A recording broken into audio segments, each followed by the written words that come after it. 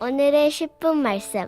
예레미야 34장 8절로 22절입니다. 34장 전반부는 하나님의 열정이라는 주제로 살펴봤습니다. 하나님은 생명을 위해 쉬지 않고 일하십니다. 그래서 남유다 마지막 왕 시드기야에게 최후의 마지막 경고를 하셨습니다. 하나님의 마지막 경고는 지금이라도 돌아오라는 경고가 되는 것입니다. 그리고 오늘 본문 남유다가 약 18개월 동안 바벨론으로부터 포위를 당하고 있을 때의 한 사건을 다루고 있습니다. 이 사건은 우리들에게 두 가지를 알려줍니다. 첫 번째, 왜 남유다가 멸망당할 수밖에 없었는지 그들의 죄악된 마음을 드러냅니다. 이들은 하나님을 예배하는 자들이 아닌 본인의 이득을 위해 하나님을 이용한 자가 됨을 드러냅니다. 두 번째, 저와 여러분들을 돌아보게 합니다. 우리들 또한 이 땅의 이득을 위해 하나님을 이용하는 자인지 아니면 하나님으로부터 받은 그 은혜에 감사하며 그 은혜에 반응하는 예배자인지를 묻고 있는 것입니다. 오늘 본문은 남유다 시드기야 왕이 갑자기 한 가지 계약, 즉 언약을 백성들과 하나님 앞에서 맺게 됩니다. 하지만 그 언약은 현재 바벨론으로부터의 침략을 멈추기 위한 얕은 꾀에 순종이 되는 것입니다.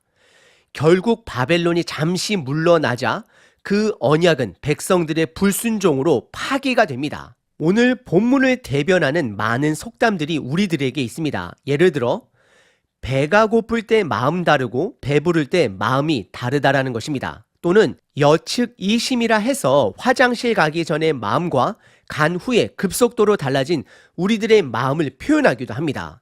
더 나아가 머리가 검은 짐승은 거두는 것이 아니다라는 말 또한 인간의 기회주의적 변심을 잘 드러내기도 합니다. 우리들이 하나님을 이용하는 자가 아닌 예배하는 자 되기 위해서는 첫 번째, 이런 인간의 변심의 본능이 있음을 먼저 인지해야 하고 인정해야 합니다. 그리고 두 번째, 이미 하나님으로부터 받은 그 은혜를 의도적으로 기도해야 합니다. 그래서 우리는 매 주일마다 모여 주일 예배를 통해 하나님의 은혜를 기억합니다. 그리고 매일 개인적으로 묵상하는 시간을 통해 그분의 은혜를 기억합니다. 결국 은혜를 기억하는 자만이 변심하지 않을 수 있습니다. 오늘 본문은 크게 두 부분으로 구분해 볼 수 있습니다.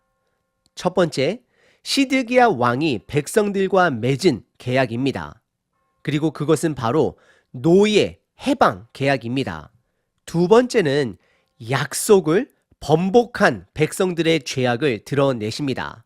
첫 번째 부분은 시드기야 왕이 하나님 앞에서 백성들과 맺은 계약입니다. 8절부터 11절입니다.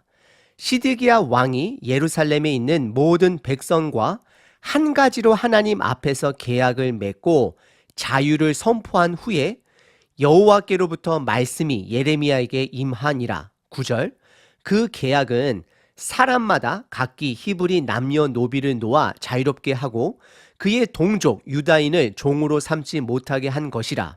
10절, 이 계약에 가담한 고관들과 모든 백성이 각기 노비를 자유롭게 하고 다시는 종을 삼지 말라 함을 듣고 순복하여 놓았더니 11절, 후에 그들의 뜻이 변하여 자유를 주었던 노비를 끌어다가 복종시켜 다시 노비로 삼았더라라고 기록합니다.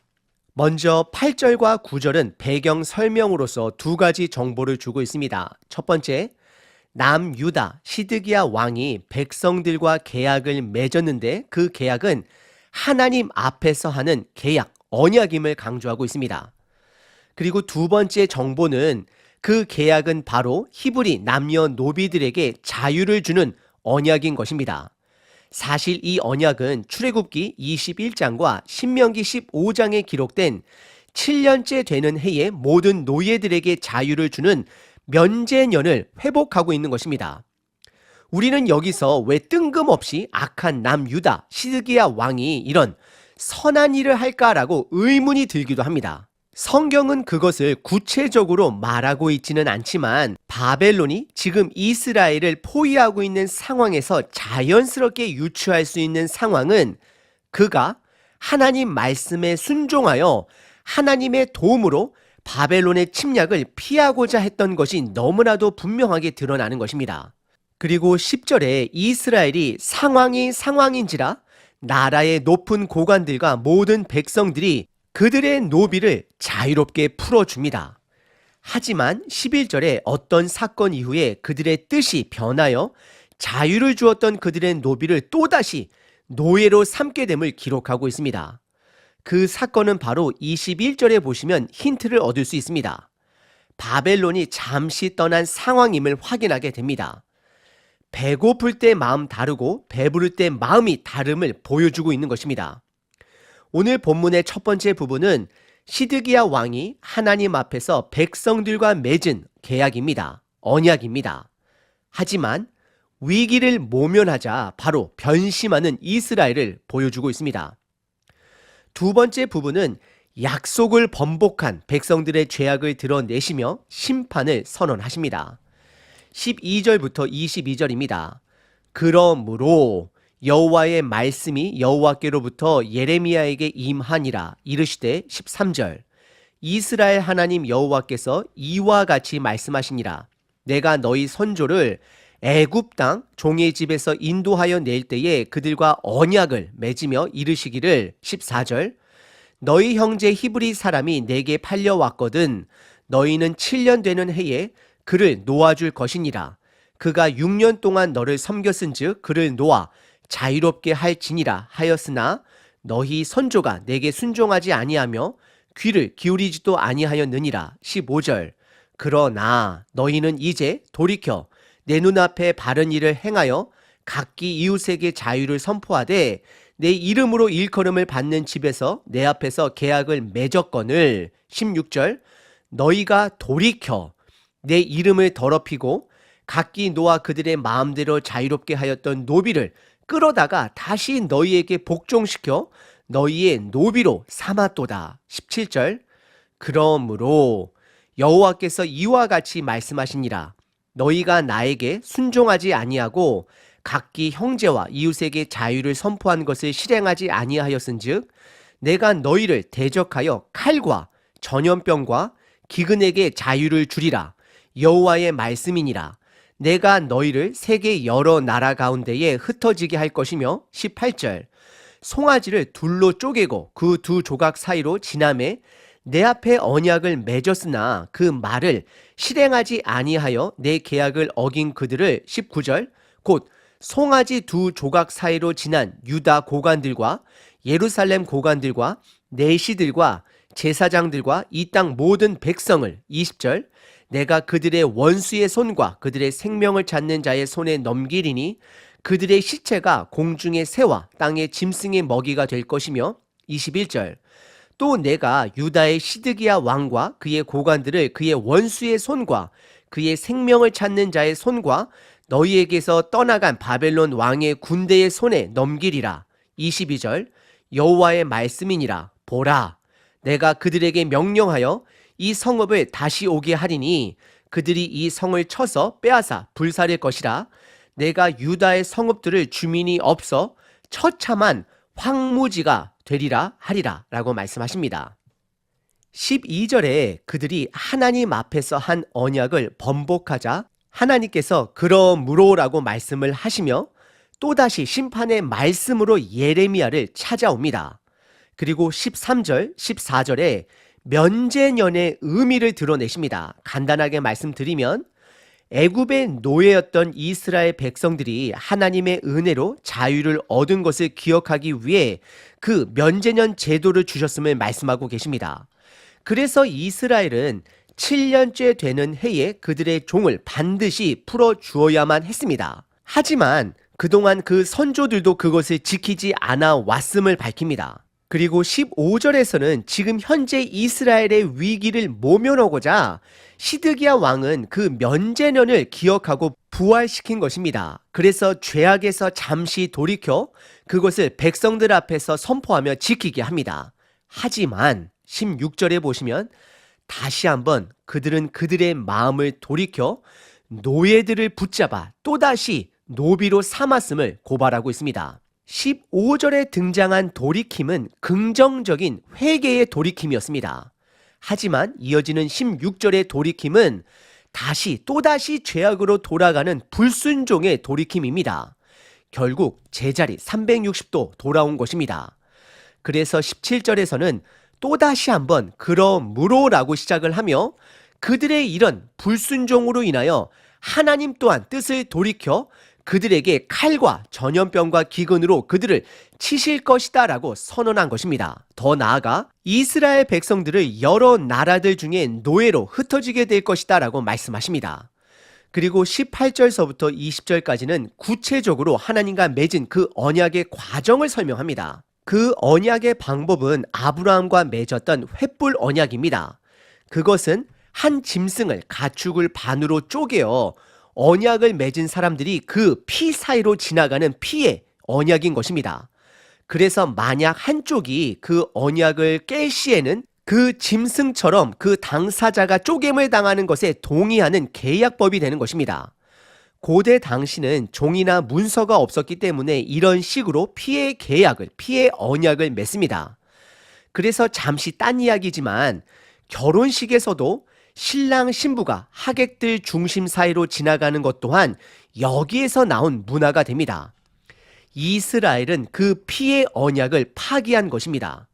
그래서 20절과 21절에 그들이 그 언약을 파기함에 따라 결국 그들은 바벨론 손에 넘겨지게 되고 그들의 시체는 공중의 부정한 새들의 먹이가 될 것이다 라고 선언하십니다. 그리고 22절에 다시 한번 강조하며 심판의 도구인 바벨론을 사용하셔서 다시금 이스라엘을 황폐하게 하시겠다라고 선언하십니다. 오늘 본문의 두 번째 부분은 약속을 번복한 이스라엘 백성들의 죄악을 드러내시며 그들을 향한 심판을 선언하십니다. 오늘 본문은 이스라엘의 얕은 꾀를 살펴봤습니다. 그들은 바벨론으로부터 포위를 당하자 하나님의 도움을 얻고자 오랜 역사 동안 지키지 않아왔던 면제년법을 회복시킵니다. 노예들에게 자유를 줍니다. 하지만 바벨론이 잠시 물러나자 곧바로 그 노비들을 또다시 붙잡아 그들의 노예로 삼게 됩니다. 하나님은 이런 이들의 기회주의적 순종을 고발하고 있습니다. 이들은 짐승의 피로 하나님과 맺은 그 언약을 가볍게 생각한 것입니다. 하나님을 이용한 자들이 되는 것입니다. 구약의 언약은 짐승의 피의 언약이다라고 말할 수 있습니다. 제사를 통해 짐승을 하나님께 바치며 언약을 맺습니다. 이 언약은 예배다라고 말할 수 있습니다. 하지만 저와 여러분들은 새 언약의 사람으로서 짐승의 피의 언약이 아닌 예수 그리스도의 피의 언약을 맺은 자들이 되는 것입니다. 우리들 모두는 그리스도의 십자가 죽음으로 인해 죄에서 자유함을 얻은 자들이고 동시에 그로 인해 하나님 아버지께 나아갈 수 있는 길을 얻게 된 자유인이 된 것입니다. 그 은혜를 우리는 날마다 기억해야 합니다. 그래서 우리는 교회 식구들과 함께 매 주일마다 예배를 통해 그분의 은혜를 기억하는 것입니다. 그렇지 않으면 우리들 또한 이스라엘 백성들처럼 하나님 나라의 가치를 두고 사는 자들이 아니라 이 땅에 썩어질 가치에 뿌리를 두며 결국 기회주의적으로 하나님의 말씀을 순종하는 신용만 하며 하나님을 통제하려 할 것입니다. 그러지 않기 위해서는 우리는 반드시 두 가지 은혜를 기억하셔야 합니다. 첫 번째는 우주적 은혜다라고 말하고 싶습니다. 하나님이 이 땅에 있는 모든 자들에게 부어주신 가장 큰 은혜를 말하는 것입니다. 십자가 위에서 그의 아들 예수 그리스도를 죽게 하신 그 큰 은혜를 말하는 것입니다. 하지만 이 은혜는 너무나도 큰 은혜가 되기 때문에 저와 여러분들이 때론 그 은혜를 가늠하지 못하기도 합니다. 그리고 우리들이 기억해야 되는 두 번째 은혜는 하나님이 우리 각자의 개인 삶에 부어주신 개인적 은혜다라고 말할 수 있습니다. 이 개인적 은혜는 예수님이 십자가에서 돌아가신 은혜와 비교하면 너무나도 지극히 작은 은혜에 불과하지만 개인적인 은혜가 되기 때문에 개인적으로는 특별한 의미를 갖게 됩니다. 하지만 이 개인적 은혜 또한 결국 십자가 은혜를 가리키는 역할을 하게 됩니다.